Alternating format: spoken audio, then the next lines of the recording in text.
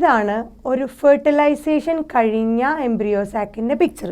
So once fertilization കഴിഞ്ഞാൽ embryo സാക്കിൽ എന്തൊക്കെ ചേഞ്ചസുകളാണ് ഉണ്ടായതെന്ന് നോക്കാം.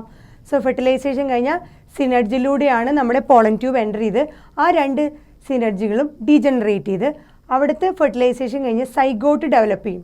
സോ സൈഗോട്ട് ഡെവലപ്മെൻറ്റ് എക്സെല്ലിൽ നമുക്ക് കാണാം. അത് കഴിഞ്ഞ് അടുത്ത മെയിൽ ഗാമെറ്റ് ഫ്യൂസ് ചെയ്ത് പ്രൈമറി എൻഡോസ്പെം ന്യൂക്ലിയസ് അഥവാ PEN ആയിട്ട് മാറും. അത് പിന്നെ ഡെവലപ്പ് ചെയ്ത് പ്രൈമറി എൻഡോസ്പെം സെല്ലായിട്ട് മാറും.